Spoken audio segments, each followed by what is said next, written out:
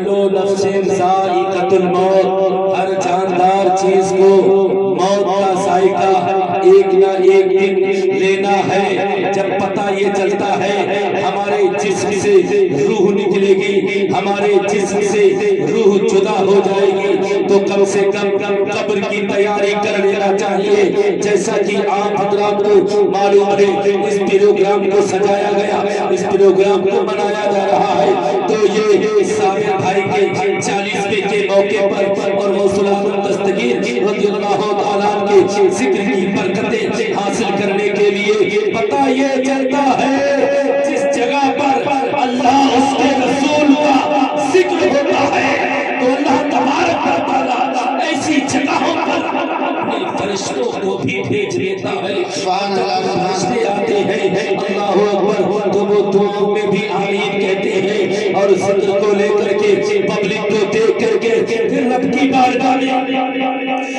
बारगाह में पहुंचते हैं और कहते हैं ऐ मौला, दुनिया में बहुत से बंदे सो रहे थे लेकिन कुछ बंदे ऐसे थे जो अपनी नींद को कुर्बान करके, जो अपने टाइम को बचा करके तेरे जिक्र में, तेरे महबूब के जिक्र में, तेरे बंदे के ईसाले समाज की नियत से जिसका इंतकाल हो गया था उसके लिए तेरा जिक्र किया है। रब्बे कायनात इरशाद फरमाएगा, ऐ फरिश्तों सुनो सुनो, जो जिक्र कर रहे हैं उनके नामे आमाल में नेकियों को अता कर दो ही, लेकिन जिसका जिक्र कर रहे हैं कब्र में भी उनको आसानी दो, मैदान हश्र में भी उसको आसानी अता हो जाए।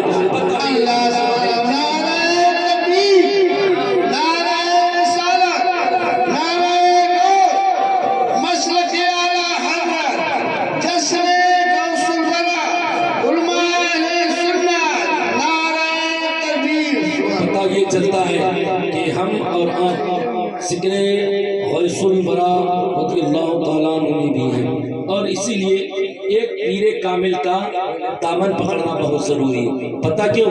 वो इसलिए जैसे कि आपने अल्लाहु अकबर दुनिया में किसी पीरे कामिल का दामन पकड़ लिया, वो पीरे कामिल आपको गरीब नवाज के दामन से जोड़ देता है, गरीब नवाज गौसुल बरा के दामन से जोड़ देते हैं। पता ये चलता है एक के बाद एक से फैज़याब होते रहते हैं, और इसी तरीके से बगदाद के अंदर हुजूर गौसुल आज़म दस्तगीर रज़ियल्लाहु ताला की बारगाह में एक मुरीद होने के लिए एक शख्स आया मुरीद होने के लिए।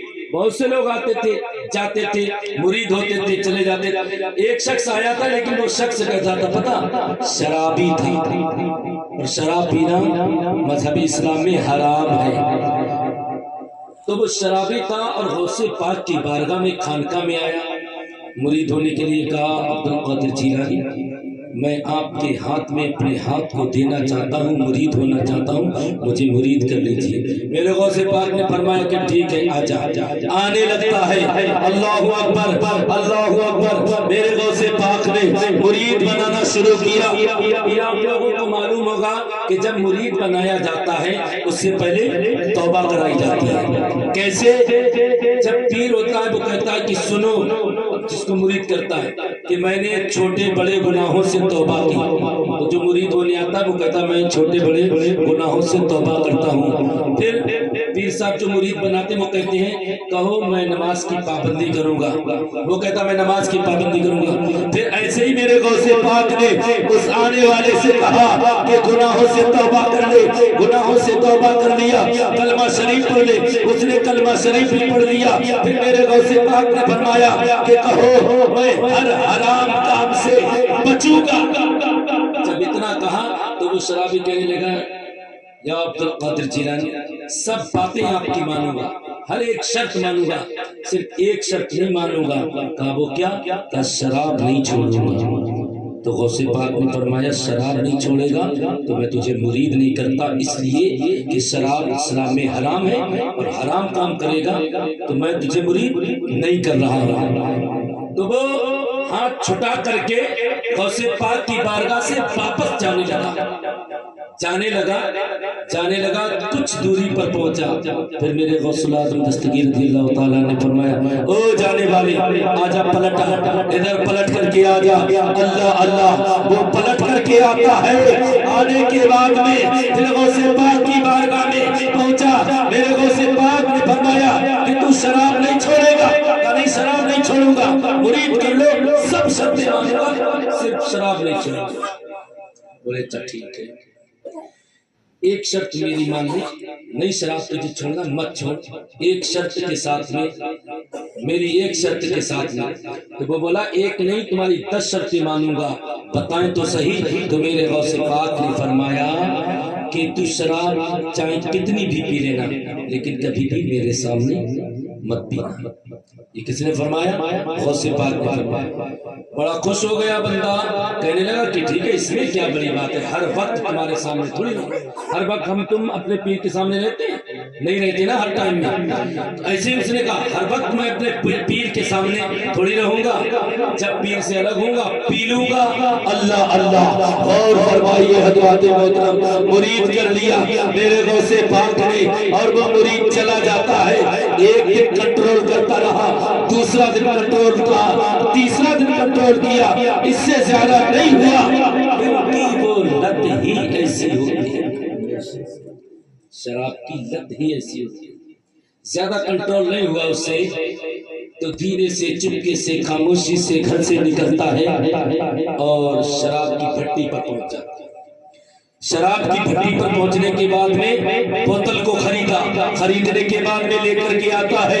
اللہ اکبر، وہی چوراہے پر اس بوتل کو کھولتا ہے، ڈاٹ کو ہٹاتا ہے اور اپنے ہونٹوں کے قریب لے جاتا ہے۔ اتنے میں کیا دیکھتا ہے کہ غوث پاک کا جلوہ سامنے نظر آتا ہے۔ میرے غوث پاک نے فرمایا او میرے مرید، کیا میرا وعدہ بھول گیا؟ مرید کہنے لگا نہیں حضور، وعدہ نہیں بھولا ہوں۔ یہ بوتل کو پھینک دیا کیونکہ وعدہ تھا غوث پاک سے، کہا سب جگہ پی لوں گا لیکن تمہارے سامنے نہیں پیوں گا۔ جب پینے کے لیے وہ سامنے غوث پاک کا جلوہ نظر آنے لگا، اس نے نہیں پی، بوتل کو پھینک دیا، گھر چلا جاتا ہے۔ پھر ایک دن گزارا، پھر لت پڑی ہوئی تھی، برداشت نہ ہوا، کنٹرول نہ ہوا، نکل چکا بھٹی سے، پھر ایک بوتل کو خریدا، اب کسی چوراہے پر نہیں آیا۔ کیوں؟ اس لیے کہ سوچا کسی نے غوث پاک کو بتا دیا ہوگا، اس لیے غوث پاک میرے سامنے آ گیا۔ اور آتے کیسے؟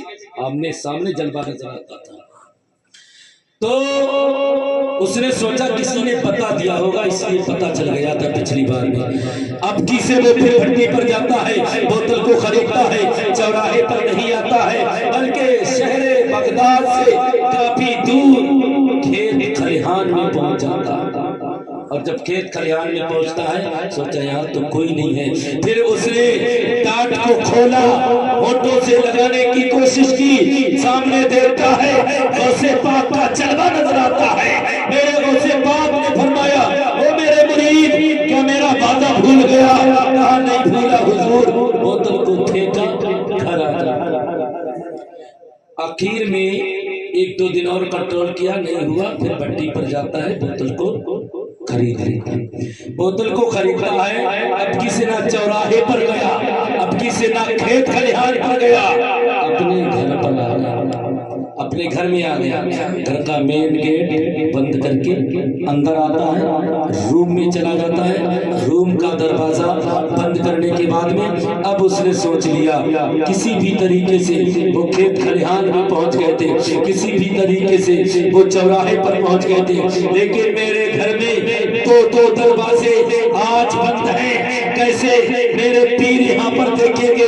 بالکل نہیں دے سکتے ہیں۔ پھر شراب کی بوتل کو نکالا، ڈاٹ کو کھولا، ہونٹوں کے قریب لے جاتا ہے، پھر غوث پاک کا کمرے کے اندر جلوہ نظر آتا ہے اور فرمایا اے میرے مرید، کیا میرا وعدہ بھول گیا؟ مرید نے کہا حضور نہیں، آپ کا وعدہ بالکل نہیں بھولا ہوں، یہ میں شراب کو ہمیشہ کے لیے چھوڑ دیا۔ اللہ اللہ، اس کے باوجود بھی مرید نے ایک سوال کر دیا کہ حضور اب نہیں پیوں گا۔ اب نہیں پیوں گا، پہلے پینے کی اجازت مانگی تھی لیکن اب نہیں پیوں گا۔ لیکن ایک بات بتا دیجیے، آپ کو جب مجھے پینے نہیں دینا تھا تو یہ کہا کیوں کہ جا پی لے، میرے سامنے مت پینا؟ یہ کہا کیوں؟ پینے نہیں دینا تھا مجھے تو یہ کیوں کہہ دیا؟ میرے غوث پاک رضی اللہ تعالیٰ عنہ کے ارشاد پر قربان جائیے، آپ کے مقدس زبان سے جو الفاظ نکلتے ہیں ان پر قربان جائیے۔ غوث پاک نے ارشاد فرمایا، اے آنے والے مرید سن لے، یہ پیروں کے پیر عبد القادر جیلانی کا دربار ہے، یہاں اپنے تو اپنے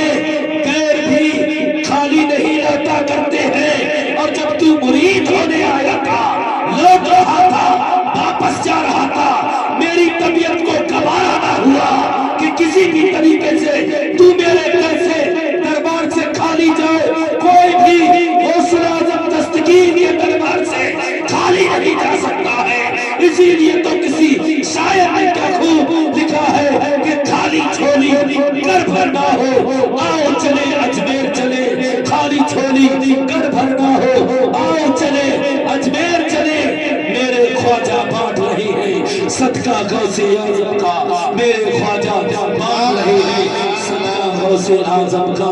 اللہ اللہ غور فرمائیے حضرات محترم، تو پتہ یہ چلتا ہے کہ سرکار